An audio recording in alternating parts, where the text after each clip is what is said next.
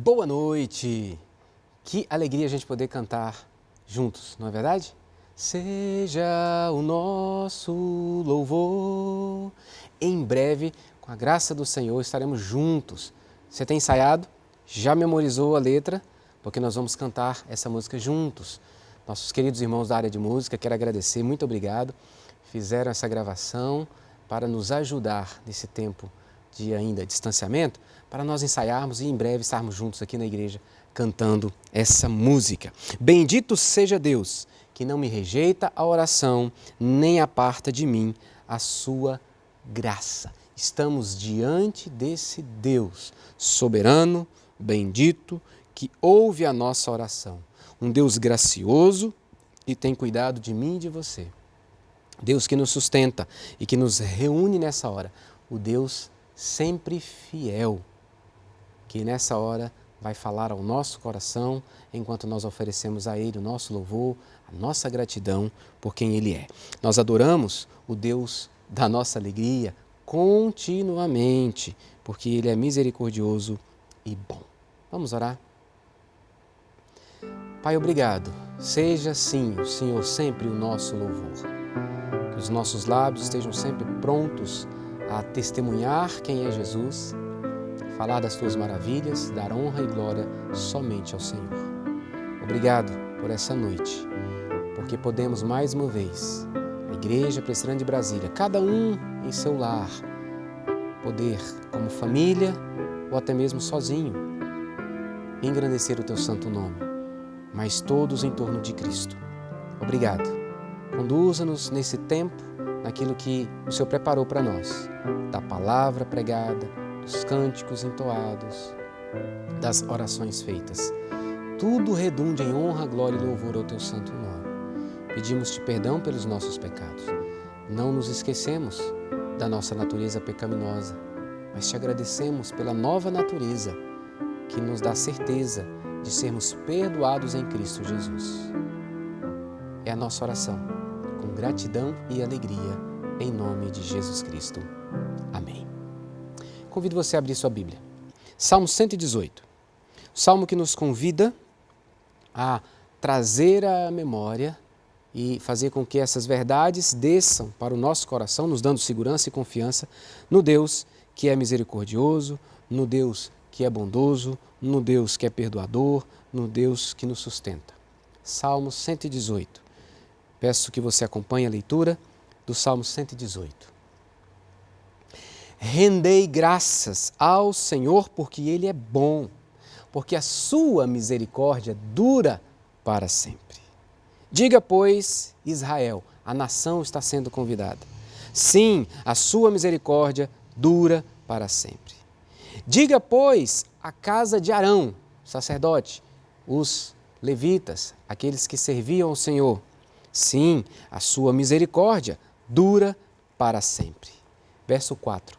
Digam, pois, os que temem ao Senhor. Agora eu e você, todo o povo de Deus. Sim, a sua misericórdia dura para sempre. Em meio à tribulação, invoquei o Senhor e o Senhor me ouviu e me deu folga. O Senhor está comigo, não temerei. Que me poderá fazer o homem? O Senhor está comigo entre os que me ajudam. Por isso verei cumprido o meu desejo dos que me odeiam. Melhor é buscar refúgio no Senhor do que confiar no homem. Melhor é buscar refúgio no Senhor do que confiar em príncipes. Perceba como que o salmista nos chama para onde nós devemos colocar a nossa confiança.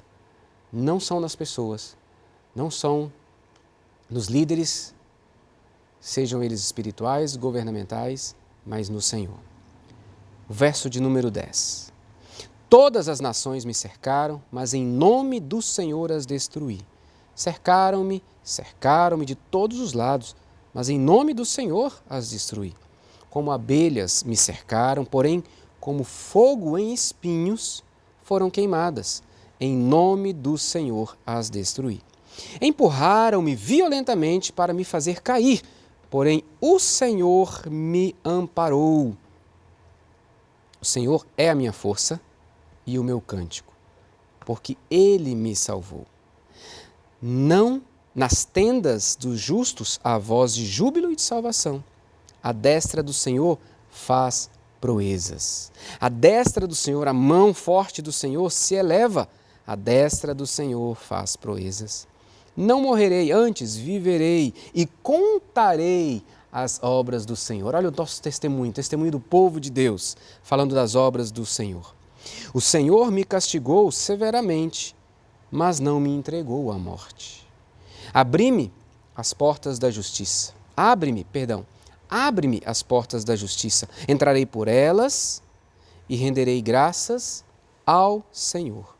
Esta é a porta do Senhor. Por ela entrarão os justos. Render-te-ei graças, porque me acudiste e foste a minha salvação. A pedra que os construtores rejeitaram, essa veio a ser a principal pedra angular. Isso procede do Senhor e é maravilhoso aos nossos olhos. Este é o dia que o Senhor fez. Regozijemo-nos e alegremo-nos nele. Ó, salva-nos, Senhor, nós te pedimos. Ó Senhor, concede-nos prosperidade. Bendito o que vem em nome do Senhor. A vós outros, da casa do Senhor, nós vos abençoamos. O Senhor é Deus, Ele é a nossa luz. Adornai a festa com ramos até as pontas do altar. Vamos ler juntos? Mesmo você aí, vamos tentar fazer isso juntos? Versos 28 e 29. Diz assim: Tu és o meu Deus, render-te-ei graças. Tu és o meu Deus, quero exaltar-te. Rendei graças ao Senhor, porque Ele é bom, porque a sua misericórdia dura para sempre. Aleluia! O Deus eternamente misericordioso e bom é o Deus a quem nós louvamos nessa hora. Vamos cantar louvores ao nosso Deus? Convido você para termos esse tempo de exaltação com cânticos ao único e verdadeiro Deus. Boa noite, vamos começar então mais esse momento de louvor, declarando com toda a nossa força que não há outro igual ao nosso Deus.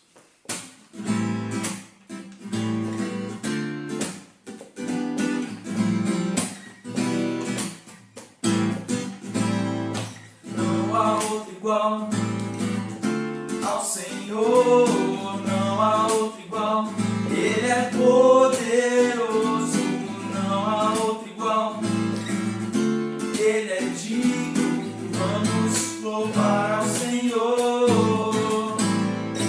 Não há outro igual ao Senhor, não há outro igual, Ele é poderoso, não há outro igual, Ele é digno, vamos louvar ao Senhor.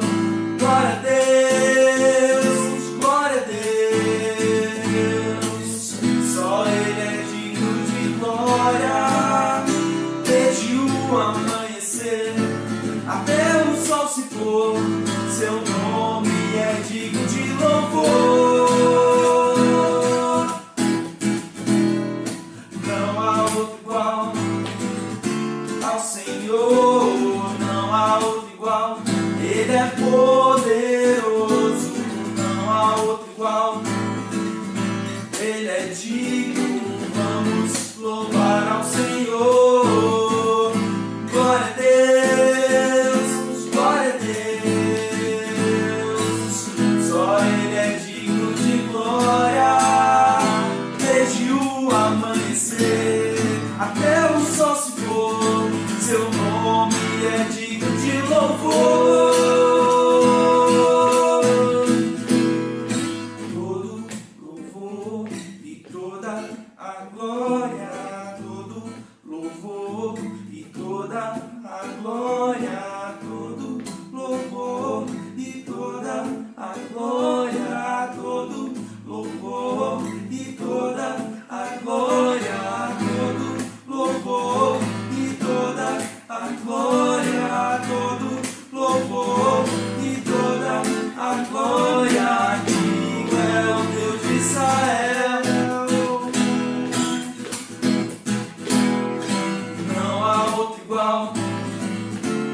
Senhor, não há outro igual, Ele é poderoso. Então, para finalizar esse momento de louvor, vamos estar declarando que nada pode nos separar do amor do nosso Deus.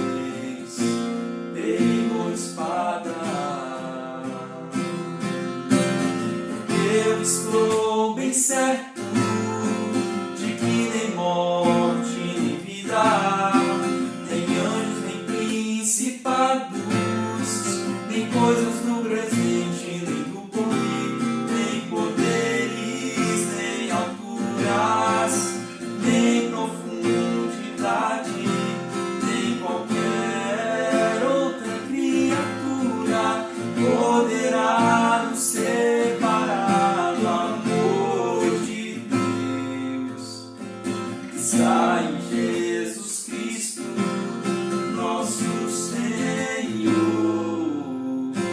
que está em Jesus Cristo.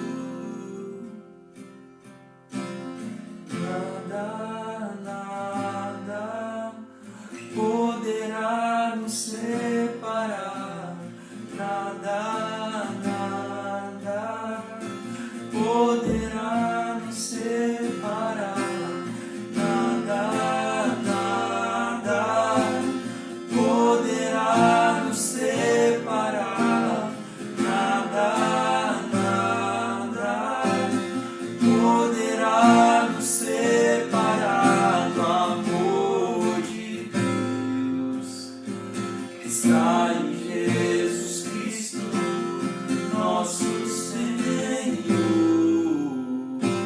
que está em Jesus Cristo.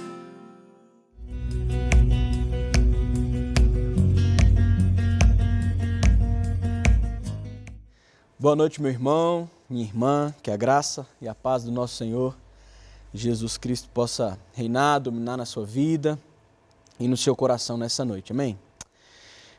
Eu quero convidar você, dando sequência à nossa exposição do Evangelho de Marcos, a abrir sua Bíblia comigo em Marcos, capítulo 6, do verso 14 até o verso de número 29.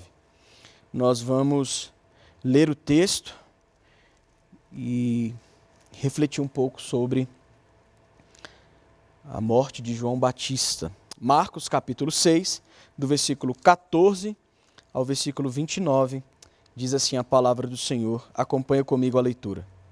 Chegou isto aos ouvidos do rei Herodes, porque o nome de Jesus já se tornara notório, e alguns diziam: João Batista ressuscitou dentre os mortos, e por isso nele operam forças miraculosas.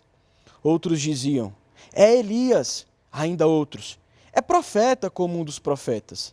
Herodes, porém, ouvindo isto, disse: é João, a quem eu mandei decapitar, que ressurgiu.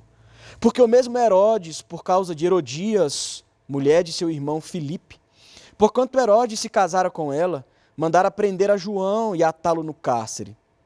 Pois João lhe dizia: não te é lícito possuir a mulher de teu irmão.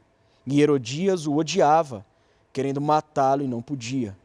Porque Herodes temia a João, sabendo que era homem justo e santo, e o tinha em segurança. E quando o ouvia, ficava perplexo, escutando-o de boa mente.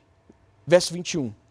E, chegando um dia favorável, em que Herodes, no seu aniversário natalício, dera um banquete aos seus dignatários, aos oficiais militares e aos principais da Galileia. Entrou a filha de Herodias e, dançando, agradou a Herodes e aos seus convivas. Então disse o rei à jovem: pede-me o que quiseres e eu te darei. E jurou-lhe: se pedires mesmo que seja a metade do meu reino, eu te darei. Saindo ela, perguntou à sua mãe: que pedirei? Esta respondeu: a cabeça de João Batista. No mesmo instante, voltando apressadamente para junto do rei, disse: quero que, sem demora, me des num prato a cabeça de João Batista. Entristeceu-se, verso 26, profundamente o rei, mas por causa do juramento e dos que estavam com ele à mesa, não lhe a quis negar. E, enviando logo o executor, mandou que lhe trouxessem a cabeça de João. Ele foi e o decapitou no cárcere, e, trazendo a cabeça num prato, a entregou à jovem, e esta, por sua vez, à sua mãe. Os discípulos de João, logo que souberam disto, vieram, levaram-lhe o corpo e o depositaram no túmulo. Feche seus olhos, vamos orar.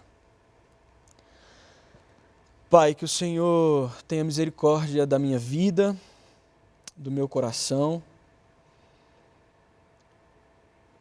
com essa grande responsabilidade que é expor a palavra do Senhor de maneira fiel, que tudo o que for dito venha de Ti, que o Senhor me livre de falar alguma coisa que não seja a Tua palavra. Espírito Santo de Deus, eu clamo para que o Senhor visite cada coração, de cada pessoa que está assistindo esse vídeo, ouvindo a Tua santa palavra, que tudo aquilo que for dito possa ser usado pelo Teu Espírito para transformação e para edificação do Teu povo. Tem misericórdia da minha vida, eu sou um simples instrumento nas Tuas mãos, e que misericordiosamente o Senhor me use nessa noite, Pai. Em nome de Jesus é que oramos. Amém. Queridos, o título que eu dei para essa nossa reflexão, para esse sermão, é o custo da verdade. O custo da verdade. Ano passado, juntamente com a minha esposa, eu assisti o seriado Chernobyl, que foi transmitido pela HBO. Nesse seriado que reconta, obviamente guardado as devidas proporções cinematográficas de exagero, esse seriado ele reconta a história da explosão do reator nuclear da antiga União Soviética. No desenrolar da série, é muito perceptível o jogo político e o jogo com o científico. O jogo político tentando abafar aquilo que a ciência tenta revelar como verdade. É muito claro na série essa perspectiva de mentiras e verdades. Eu quero mostrar um diálogo entre o professor Legazov e um juiz. O professor Legazov era cientista, e um juiz no julgamento, onde o professor decide revelar a verdade e assumir o custo da mesma. Diz assim o juiz: professor Legazov, se você insinua que o Estado soviético é de alguma forma responsável pelo ocorrido, devo adverti-lo que você está trilhando um terreno perigoso. Legazov, o professor, o cientista, responde: eu já trilhei esse terreno perigoso. Estamos em terreno perigoso agora mesmo, por causa dos nossos segredos e mentiras. Elas são praticamente o que nos define. Quando a verdade ofende, nós mentimos e mentimos, até que não conseguimos mais lembrar que ela ainda está lá, mas ela está. Cada mentira que contamos gera uma dívida com a verdade. Cedo ou tarde, essa dívida é paga. E Legazov continua: ser um cientista é ser ingênuo. Estamos tão concentrados em nossa busca pela verdade que falhamos em considerar quão pouco dela deseja ser encontrada. Mas ela está sempre lá, quer a vejamos ou não, quer a escolhamos ou não. A verdade não se importa com nossas necessidades ou vontades, não se importa com nossos governos, ideologias ou religiões. Ela permanecerá esperando por todo o tempo. E esse, finalmente, é o presente de Chernobyl. Onde antes eu temia o custo da verdade, diz Legazov, Agora eu só me pergunto, qual é o custo das mentiras? Fecho aspas. Herodes de Antipas, e guarda essa historinha aí de Chernobyl na sua mente, que eu vou voltar nela. Herodes de Antipas, antes de expor o texto em si, eu preciso atualizar você com relação ao contexto histórico, para você não ficar perdido na leitura. Herodes de Antipas, o Herodes do nosso texto, ele foi um dos vários filhos de Herodes o Grande. Nós temos 4 homens chamados Herodes. O pai, Herodes o Grande, aquele que mandou matar as criancinhas com menos de 2 anos, lá no livro de Mateus. Herodes Antipas, do nosso texto, que governava a região da Galileia, Pérea. Herodes Filipe, irmão de Herodes Antipas. Herodes Filipe, governador de Ituré e Traconites. Herodes Arquelau, que governava a região de Idumeia. E o famoso também Herodes Agripa, aquele lá da Judéia, do livro de Atos, onde Paulo vai até a presença de Agripa. No Evangelho de Mateus e Lucas, nós temos textos, tanto em Mateus quanto em Lucas, correlato a esse texto de Marcos, paralelo. E lá em Mateus e em Lucas, Herodes Antipas ele é chamado de tetrarca e não de rei, como Marcos o faz. E de fato, Herodes Antipas ele não foi um rei, ele foi um governador, ele foi um tetrarca, ele governava 1/4, podemos dizer assim, de todo o império. E estudiosos nos diz que, vai nos afirmar que Marcos chama Herodes aqui de rei de maneira irônica. E antes ainda de expor o texto lido, eu quero fazer uma breve linha do tempo. João Batista, o que foi morto, ele aparece em Marcos capítulo 1, como o profeta solitário no deserto, o homem com vestes de roupa de pele de camelo, se alimentando de gafanhoto e mel. O homem João Batista, o profeta solitário no deserto, é aquele que preparou o caminho do Messias, pregando o arrependimento dos pecados. João Batista, em seu ministério profético, condena então Herodes, Antipas e Herodias. Herodias era filha de Aristóbulo, que era um outro filho de Herodes o Grande. Logo, Herodias era casada com Herodes Filipe, que era seu tio de 2º grau. Todavia, ambos se divorciam de seus cônjuges. Herodes Antipas se divorcia da sua esposa Nabetana, e Herodias se divorcia de Herodes Filipe, seu tio de 2º grau, e irmão de Herodes Antipas. E o que faz João Batista? Ele condena essa prática ilícita. Historiadores como Flávio Josefo vão nos dizer que essa dinastia de Herodes, ela era famosa por sua imoralidade. Todo mundo casava com todo mundo dentro da família, parente casando com parente. Herodes o Grande mesmo, o pai, ele teve mais de 10 casamentos. Ou seja, era a dinastia da luxúria.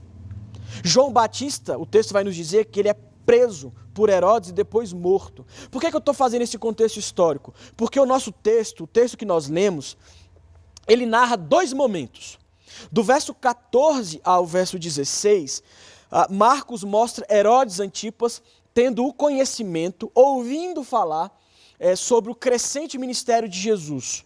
E do verso 17 até o verso 29, Marcos vai nos mostrar o evento que aconteceu antes de Herodes ter o conhecimento do ministério de Jesus, que foi o quê? A morte de João Batista. Então, Marcos 6, do verso 14 ao verso 29, é a narrativa de Herodes, um político, matando o profeta. E o nosso texto começa do versículo 14 ao versículo 16, mostrando a tentativa dos homens em descobrir quem era aquele homem tão falado na Galileia, tão aclamado pelo povo. Não só em Galileia, mas ali na Pérea e nas redondezas. Uns dizem ser ele a reencarnação de Elias. Outros acreditavam que ele agia por meio da reencarnação de algum outro profeta. Mas no verso 16, Herodes Antipas é enfático. É João, a quem eu mandei decapitar, que ressurgiu. Percebe? Herodes Antipas está interpretando a realidade através de uma consciência culpada. Ou seja, o governador da Galileia, região onde Jesus estava desenvolvendo o seu ministério terreno, interpreta a realidade e o ministério de Jesus como sendo Jesus a reencarnação de João Batista, porque a sua consciência estava culpada pela morte do profeta.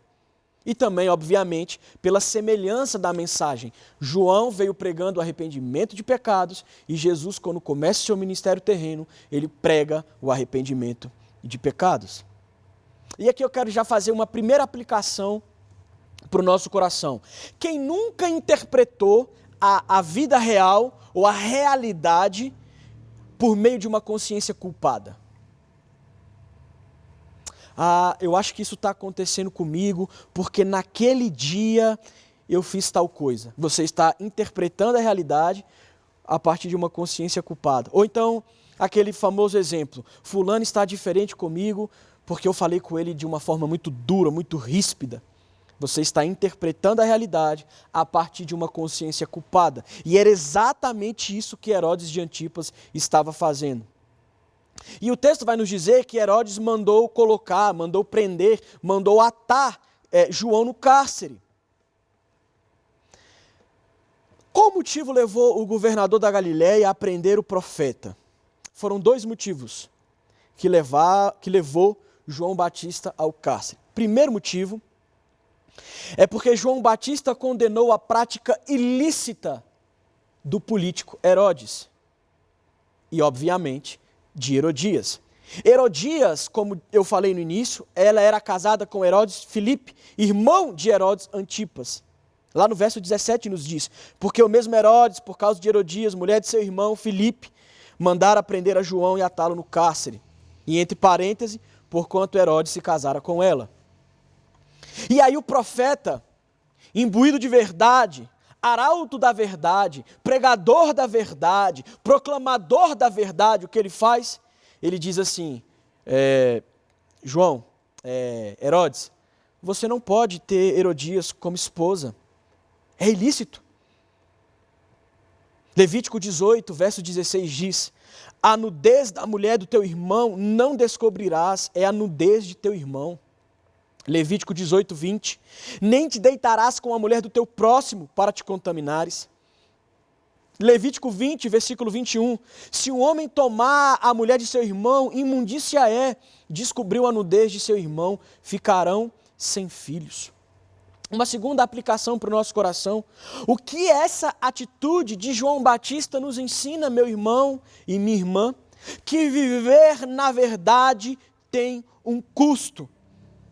E que esse custo, muitas vezes, será a sua reputação pessoal, ou no caso de João Batista, a própria vida. E a grande questão é, estamos dispostos a viver pela verdade, ou a preocupação com a nossa reputação pessoal, com aquilo que as pessoas pensarão de nós, fala mais alto? A verdade exige um custo. Porque a verdade, ela sempre vai ferir a consciência culpada das pessoas. A verdade de Deus sempre vai ferir a mente mundana e secularizada dos homens.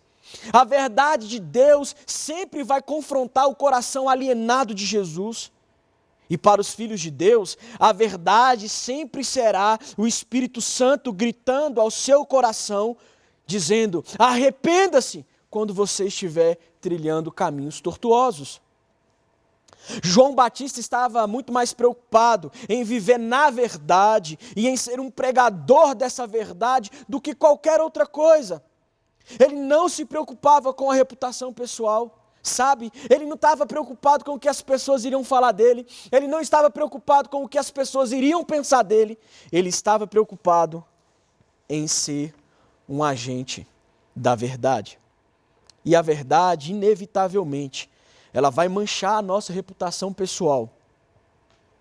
A verdade mancha a reputação pessoal daquele que proclama a própria verdade. Sabe por quê? Porque ela fere a consciência das pessoas. Mas é uma mancha diante dos olhos dos homens. Porque assumir o curso da verdade é uma grande honra, e todo aquele que vive assim, pelo Senhor será retribuído, mesmo que não neste lado de cá da eternidade. Então, o primeiro grande motivo para João Batista ser preso é porque ele confrontou Herodes, ele confrontou Herodias, ele falou a verdade, ele pregou a verdade, ele proclamou a verdade. E não era qualquer um não, era o governador da Galileia. O segundo motivo pelo qual João é preso decorre do primeiro. Herodias, quando teve o seu coração desnudado através da verdade pregada pelo profeta, ela começa a nutrir um ódio mortal da pessoa de João Batista. Olha os versos 18 e 19. Pois João lhe dizia, não te é lícito possuir a mulher de teu irmão, e Herodias o odiava, querendo matá-lo e não podia. Herodias é a representação de toda pessoa que está morta nos seus pecados. É a representação de todo aquele que está alienado de Deus. É a representação de todo aquele que é o Senhor e o Deus do seu próprio coração. E o Evangelho de Jesus nos mostra, queridos, que pessoas assim odeiam a verdade. Só que como essas pessoas não podem matar a verdade, porque a verdade é uma pessoa, e essa pessoa é Jesus Cristo, então essas pessoas que odeiam a verdade desejam matar aqueles que pregam a verdade. E isso já era até previsto e foi anunciado pelo próprio Jesus. João 15, versos 18 e 19 diz assim, se o mundo vos odeia, sabei que primeiro do que a vós outros me odiou a mim. Se vós fosseis do mundo, o mundo amaria o que era seu. Como, todavia, não sois do mundo, pelo contrário, dele vos escolhi, por isso o mundo vos odeia. Lembra da fala de Legazov lá na introdução? Legazov, se dirigindo ao juiz, disse, a verdade não se importa com nossas necessidades ou vontades, não se importa com nossos governos, ideologias ou religiões. Ela, a verdade, permanecerá esperando por todo o tempo. Herodes, sabedor do ódio que Herodias nutria pelo profeta, e tendo Herodes pelo profeta um certo temor, ele manda prender João para evitar a morte do profeta. Olha o versículo 20 do texto. Porque Herodes temia a João, sabendo que era homem justo e santo, e o tinha em segurança, e quando o ouvia ficava perplexo, escutando-o de boa mente.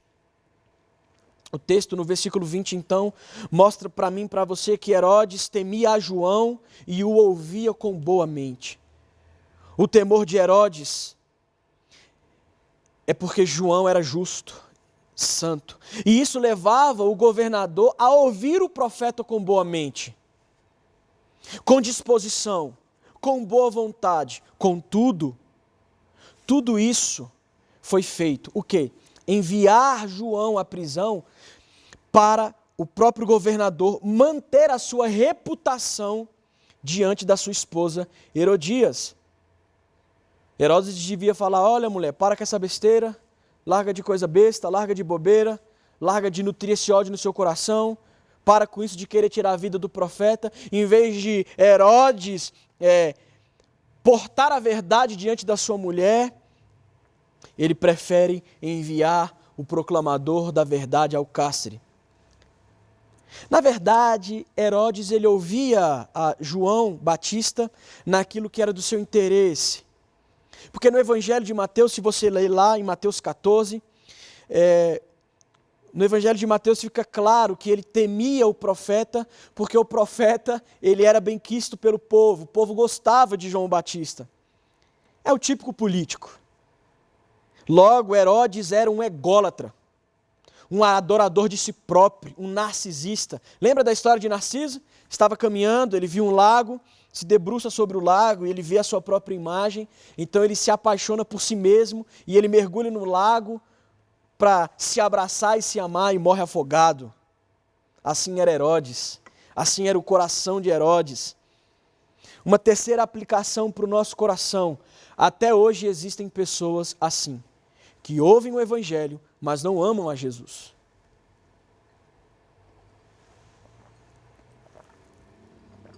Certa vez eu ouvi de um pastor, e ele falou que na igreja que ele pastoreou, muitos anos tinha um homem, se eu não me engano foi o Hernando Dias Lopes que falou isso. E esse homem, ele era frequente nos cultos, ele não perdia nenhum culto na verdade. E esse homem viveu assim por 20 anos. Participava de todos os cultos, ia em todos os cultos, ouvia todas as mensagens. O pastor e a liderança sempre perguntavam, por que você não quer ser batizado? E o homem sempre dizia, não é o momento. Deus não tocou no meu coração. E 20 anos depois, veio à tona que esse homem, assíduo em todos os cultos, presente em todas as programações, tinha uma amante. Ouvia, participava dos cultos, mas não amava Jesus. Certa vez eu ouvi uma frase que me marcou. Ela diz assim, você pode enganar muita gente por muito tempo, mas você não consegue enganar todo mundo o tempo todo. Sabe? Herodes estava enganando a todos com uma suposta preocupação pelo profeta ou um suposto amor pelo evangelho, mas na verdade Herodes era amante de si mesmo. O desejo pela... Agora eu vou fazer uma aplicação. Antes eu quis trazer uma ilustração desse homem que viveu 20 anos frequentando, mas não amava Jesus e depois foi descoberto que ele tinha um amante. Agora vem a aplicação. Eu inverti aqui. O desejo pela reputação pessoal e a aprovação dos homens te levará a negar a verdade de Deus em algum momento. Se você se preocupa muito com o que o outro pensa a seu respeito, se você faz as coisas ou deixa de fazer as coisas pensando apenas em agradar ou pensando em si mesmo, em si próprio, você precisa se lembrar do que Paulo disse. Procuro eu agradar a homens ou ao Senhor? E então Herodias, com o coração cheio de ódio, aguardava o melhor momento para agir contra a vida do profeta João Batista. Olha o verso 21. E chegando um dia favorável, percebe? Herodias estava aguardando, ela estava esperando. O coração estava sendo nutrido pelo ódio, o desejo de matar o profeta aumentava, mas ela esperava o melhor momento. E chegando um dia favorável, verso 21. Que dia era esse? Era aniversário de Herodes. E como todo bom político, Herodes oferece um banquete no seu palácio. O alto escalão do governo está lá, os dignatários, do versículo 21. Os oficiais militares estavam lá. Eram os homens, eram os militares que davam apoio e suporte ao governo. Os homens importantes da região da Galileia também estavam entre os seus convivas, entre os seus convidados. Herodias era uma mulher tão sem princípio, era uma mulher tão sem valor, era uma mulher tão desprovida de dignidade, que ela usa sua própria filha para alcançar os seus desejos mais pecaminosos. Flávio Joséfo nos diz que o nome dessa menina, dessa filha de Herodias, era Salomé. E do versículo 21 ao versículo 25, a gente vê a filha de Herodias, Salomé, em ação. Entra na festa, começa a dançar, Herodes se agrada. E é neste cenário de luxo, pessoas importantes, um cenário altamente político, onde os ídolos do poder e do status exigem sacrifícios no coração daqueles que o adoram. É nesse cenário em que o profeta vai ser morto. Herodias conhecia o coração de Herodes. Herodias também conhecia o cenário e o ambiente onde os egos se inflam. Ela aproveita então a oportunidade, coloca sua filha para dançar. No grego, no original, é uma dança provocativa, uma dança sensual, uma dança que busca e que visa um propósito. E Salomé, filha de Herodias, começa a dançar em meio aos homens. Herodes, então, cego pela luxúria, diz: pede-me o que quiseres e eu te darei. Verso 22. Herodes, embriagado pelo poder, diz: e juro-lhes, se me pedires mesmo que seja metade do meu reino, eu te darei. Herodes está jurando até por aquilo que ele não pode. Como que Herodes jura pelo reino se ele não é rei? Como que Herodes jura pelo reino se ele é um governador? Ele está jurando por aquilo que nem dele é. Salomé, filha de Herodias, segue o plano, vai até a mãe e diz: mamãe, o que é que eu tenho que pedir, mamãe? Não sei. Percebe? Salomé é uma discípula bem fiel. Porque a mãe pede a cabeça e ela diz para Herodes: eu quero a cabeça num prato e agora. Ela ainda aumenta-se um pedido, né? E Herodias consegue o que tanto deseja, a cabeça do profeta. Logo depois que Salomé, a filha de Herodias, faz o pedido, olha o verso 26. Entristeceu-se profundamente o rei Herodes. Herodes fica profundamente triste. Agora imagina comigo, um dia comum da semana, Herodes desce do seu trono, Herodias vê o marido descendo do trono e diz: já vai, né, Herodes?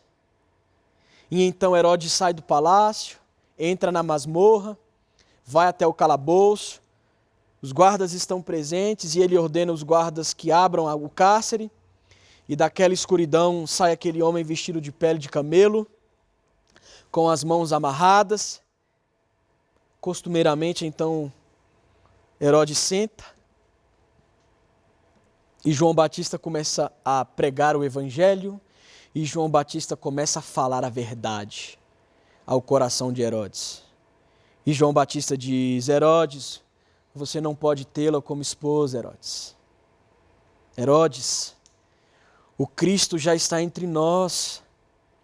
Herodes, Herodes, se arrependa dos seus pecados, Herodes. Queridos, qual foi o motivo da morte de João Batista? Ele pregou a verdade de Deus ao governador. Denunciou práticas ilícitas. Foi um arauto da verdade. Se importou mais com Deus e a sua vocação profética do que a sua reputação diante dos homens. O custo da verdade para o profeta foi a sua própria vida. Lembra lá de Legazov, o professor, diante do juiz? Ele disse: quanto à verdade, quando a verdade ofende, nós mentimos e mentimos, até que não conseguimos mais lembrar que ela ainda está lá, mas a verdade está lá. E onde ela está? Ela está na consciência de cada um. Qual tem sido a sua preocupação? O início do texto nos mostra que a verdade está lá na consciência de Herodes, porque quando ele ouve falar sobre Jesus, ele diz: é João a quem mandei matar. Meu irmão, minha irmã, qual tem sido a sua preocupação? Ser um portador da verdade em tempos sombrios? Ou o seu desejo é ser bem visto pelas pessoas? Seu coração está mergulhado e comprometido com a verdade de Deus, com a Bíblia, com o Evangelho? Ou o seu coração tem sido o altar de idolatria do seu próprio ego? Herodes poderia muito bem ter falado para Salomé, a filha de Herodias: esse pedido aí não é possível não. Isso é um assassinato. Como decapitar um homem que é inocente? Como matar um homem que é compromissado com a verdade? Lembra que eu te falei que o seu desejo pela reputação, ou o desejo pela reputação pessoal, um dia vai te levar a negar a verdade? E isso acontece com Herodes. Herodes, para manter a sua reputação diante dos seus convidados, ao invés de falar a verdade, mostrar a verdade, ao invés de negar um pedido absurdo, o que ele faz? Marcos 6, do versículo 26 ao versículo 28. Acompanhe comigo a leitura. Entristeceu-se profundamente o rei, mas por causa do juramento e dos que estavam com ele à mesa, não lhe a quis negar. E enviando logo o executor, mandou que lhe trouxessem a cabeça de João, e ele foi e o decapitou no cárcere, e trazendo a cabeça num prato, a entregou à jovem, e esta, por sua vez, à sua mãe. Por causa do juramento e por causa daqueles que estavam à mesa, Herodes se acovardou. Herodes ouvia sobre Cristo. Herodes ouvia a verdade. Porém, Herodes amou mais as delícias do seu coração do que a pessoa de Jesus.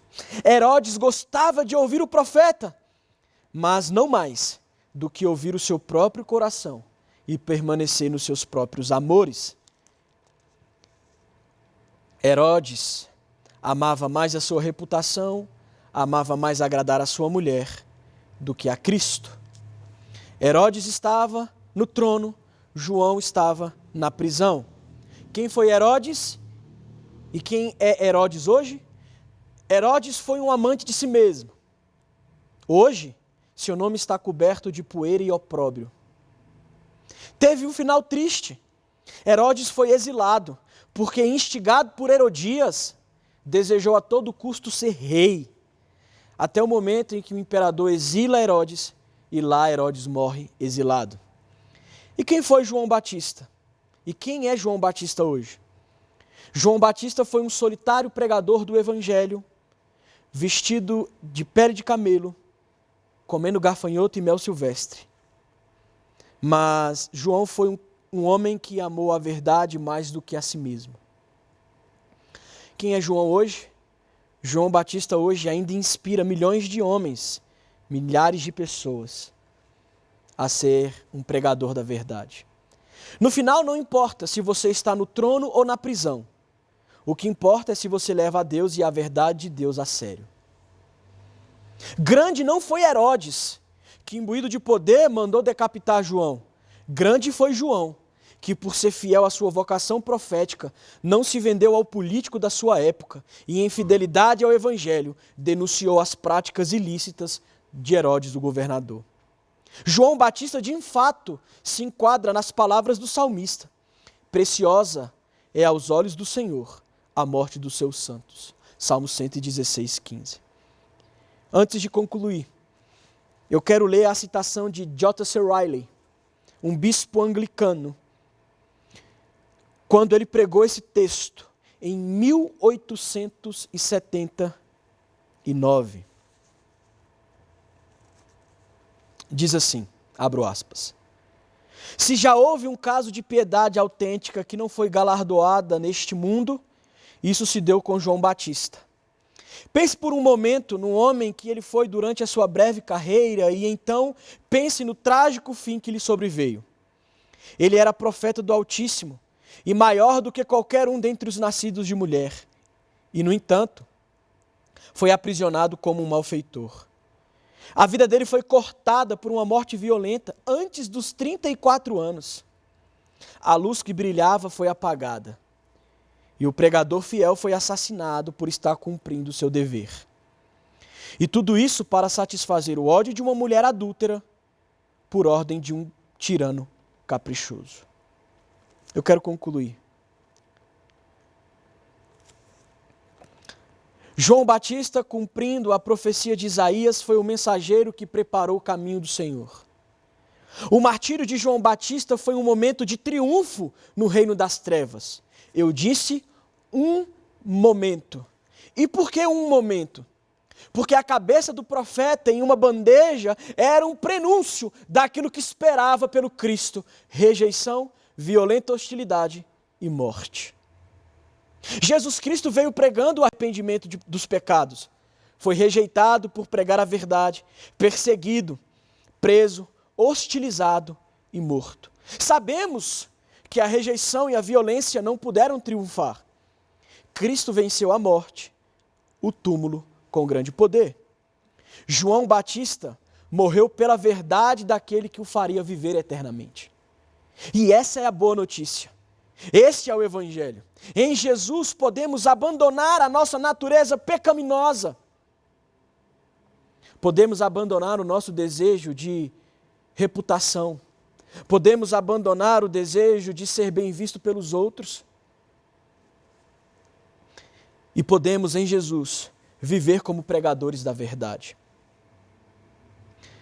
Somente seguros e convictos por meio da obra de Jesus na cruz é que podemos viver uma vida na verdade. Sem o Evangelho, sem a cruz, sem Cristo, O máximo que faremos é falar a verdade, quando a verdade cooperar para a manutenção da minha aparência diante dos homens.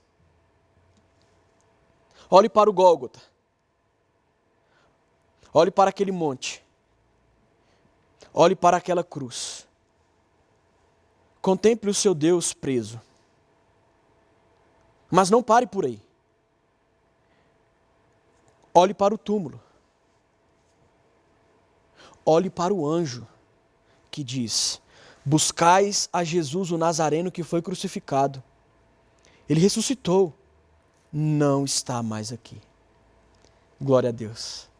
Em Cristo, na obra de Cristo, através de um relacionamento com Cristo, é que podemos pregar a verdade, somente a verdade, por amor à verdade. Toda verdade, ou melhor, a verdade, ela exige um custo. Você está disposto? Martinho Lutero, falando sobre esse texto, diz assim, ou melhor, ora assim: Senhor, dá-nos uma fé como de João, especialmente sua integridade e confiança. Ajuda-nos a crer inquestionavelmente que a fidelidade até a morte receberá como recompensa a coroa da vida eterna. Feche os seus olhos, vamos orar.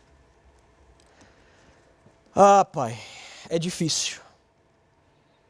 Viver pela verdade, pregar a verdade, é difícil porque a gente naturalmente quer uma reputação diante das pessoas.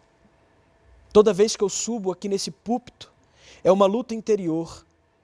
Eu falo aquilo que eu tenho que falar, mas como que eu falo de uma forma que não ofenda as pessoas, mas muitas vezes a sua palavra vai ofender. Porque a verdade, ela vai ferir a nossa consciência pecaminosa.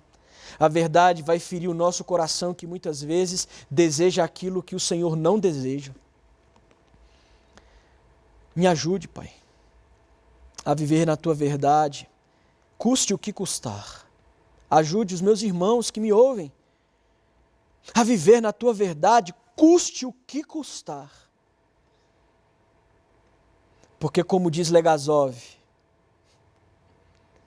quando a verdade ofende, a gente tende a querer mentir. E quando a gente começa a mentir, a gente acha que a verdade sumiu, mas a verdade está lá, a verdade está na nossa consciência. Em nome de Jesus Cristo é que eu oro e te agradeço. Amém. Meu querido irmão, minha querida irmã, que a palavra de Deus possa encontrar o seu coração como um terreno fértil e que no tempo dele, por ação do Espírito, possa frutificar em você. Antes de irmos para a parte final, eu quero apenas relembrar e pedir e incentivar que você ore pelo pastor Jailson, que você ore pelo pastor Reiner e que você ore pelo reverendo Adail. Eles estão enfrentando algumas dificuldades na sua saúde, umas de cunho emocional e mental, outros de cunho mais físico, mas todos estão enfrentando um tempo difícil. Então eu quero convocar você, como Igreja Presbiteriana de Brasília, a interceder pela vida dos nossos queridos pastores. Que Deus te abençoe, um forte abraço e um domingo de paz. Como povo de Deus, nós testemunhamos do Deus soberano, amoroso, Deus que é infinito. Por isso testemunhamos continuamente o Deus que é sempre sábio e amoroso. Veja comigo, grande é o Senhor nosso, vou ler de novo, grande é o Senhor nosso e muito poderoso. O seu entendimento não se pode medir. O Senhor ampara os humildes e dá com os ímpios em terra. Essa expressão, o seu entendimento não se pode medir. A declaração do salmista deve ser a minha e a sua nessa hora. Nós pertencemos a esse Deus grande, poderoso, sábio, protetor, justo. Por quem Deus é e pelo que Ele faz é que nós descansamos, porque sabemos que, embora nós não compreendamos, nosso entendimento não consegue chegar no do Senhor, nós não consigamos medir o entendimento do Senhor, temos a certeza da sua sabedoria, da sua presença e do seu amparo. Por isso convido você a orar comigo nessa hora. depois de um domingo onde nós podemos dedicar tempos de jejum e oração, podemos fazer isso agora juntos. Feche seus olhos por um instante e vamos falar com o Senhor. Pai, eu quero antes de tudo agradecer pelo dia que recebemos do Senhor. Agradecer a tua bondade, tua presença, tua companhia, o teu amparo, a tua provisão. Oro por aqueles que têm enfrentado situações difíceis financeiramente. Tu és o Jeová Jirê, o Deus de toda provisão. Visita esses queridos irmãos com o teu poder e graça, provendo-lhes as necessidades. E use a igreja, se for o caso, porque como irmãos na fé, estamos nos unindo para sustentar uns aos outros em oração, mas também naquilo que for necessário, do alimento, do medicamento ou o que for. Nós oramos para que tu tragas, ó Deus, paz aos corações, confiança e esperança, paciência para nos estarmos reunidos novamente aqui. Hoje, primeiro domingo do mês, nos lembramos do momento da ceia, mas o nosso coração tem sido ensinado pelo Senhor, pacificado pelo Senhor, tranquilizado pelo Senhor. Temos recebido paciência para aguardar aquele dia maravilhoso onde estaremos como igreja participando juntos da ceia do Senhor.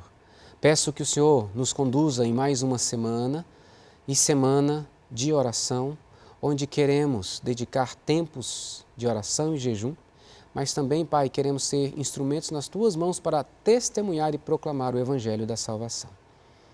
Continue nos sustentando e nos dando a certeza da Tua presença conosco, pois queremos andar sempre a refletir quem é Jesus, o nosso Senhor, o nosso Salvador, em nome de quem nós oramos. Amém. Eu quero convidar você para nós cantarmos o hino 88, Amor Perene, um amor que jamais acaba, o amor do Deus eterno. O reverendo Edson Borges, pela manhã, chegou a cantar uma pequena parte e nós vamos cantar agora todo esse hino que fala do Deus de amor, do Deus que é infinito em seu amor, o amor eterno da Trindade Santa, expandido e nos alcançando, eu e você, que somos amados e que podemos amar. Vamos cantar Amor Perene.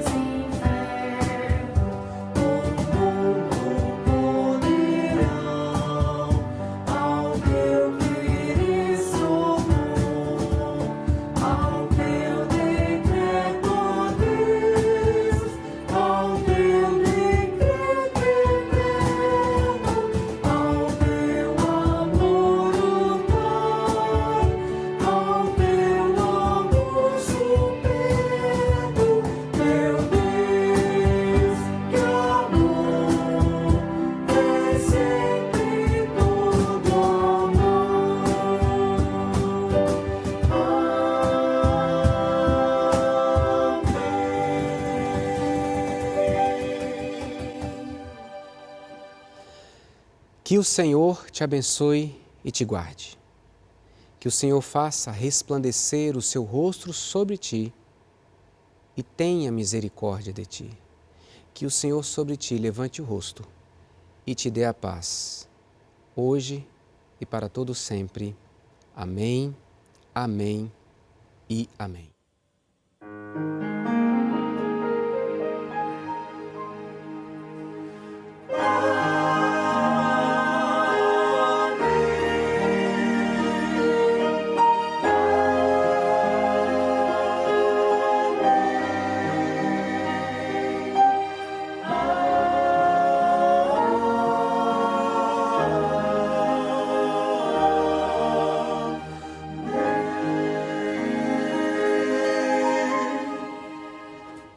Queridos, depois de cantar sobre esse amor, refletindo sobre esse amor que traz segurança para nós, por ser um amor eterno, minha oração ao Senhor é que Ele te dê uma excelente semana, guardado pelo Senhor, sustentado pelo Senhor e inclinado em seu coração pelo Senhor na proclamação do Evangelho.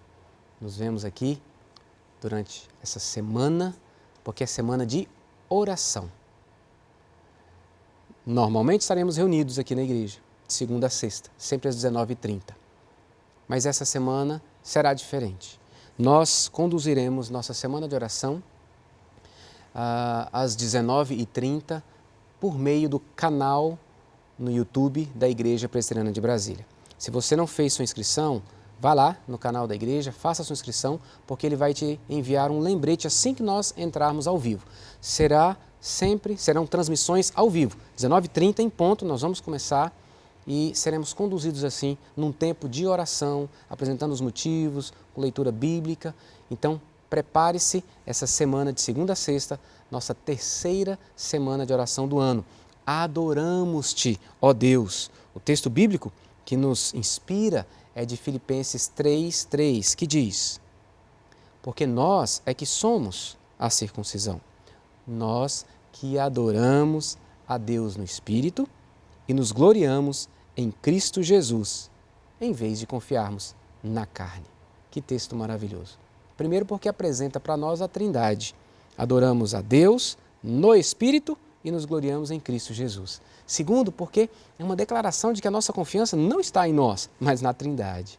Nos alegramos e adoramos e confiamos a Trindade, Pai, Filho e Espírito Santo. Então reserve, eu tenho certeza que Deus separou momentos de muita intimidade com Ele, de enlevo espiritual para essa semana, todas as noites, a partir das 19h30. Bem, nós estamos ainda com esse distanciamento, respeitando a orientação do GDF, e eu peço que você continue se dedicando ao ensino, ao estudo da palavra, à leitura da Escritura, para ouvir ao Senhor e ao compartilhamento dessa palavra. E uma das formas que você pode fazer isso é ligando para o seu irmão, para a sua irmã, para alguma família, para algum jovem e compartilhar o que Deus falou no seu coração, orar com essa pessoa e assim nós estaremos exercitando a comunhão. Talvez você tenha tido uma semana excelente, tranquila, alegre, com intimidade com Deus, de leitura da palavra, de louvor, mas talvez outros não. Alguns irmãos nossos têm sofrido com esse tempo. Diversos motivos, mas alguns com tristeza, alguns com muita angústia no coração, alguns com muita preocupação. Então, quero incentivar você, membro da Igreja Presbiteriana de Brasília, a fazer isso. Vamos trocar telefonemas, mensagens e cuidar uns dos outros. O Conselho segue fazendo o pastoreio por meio de chamadas, de mensagens e também por vídeos chamadas. Então, vamos fazer isso como Igreja do Senhor. Eu quero agradecer a você, membro da Igreja Presbiteriana de Brasília, por sua fidelidade e generosidade na entrega dos dízimos e ofertas. Com isso, nós temos podido ajudar bastante famílias da nossa igreja, tanto sede quanto congregações, nesse momento difícil de restrição financeira que alguns têm enfrentado. Então, essa semana nós ajudamos várias famílias e isso é possível porque você tem sido fiel no seu dízimo e também nas ofertas generosas. Temos testemunhado irmãos com grande generosidade, isso tem podido ajudar muitas pessoas.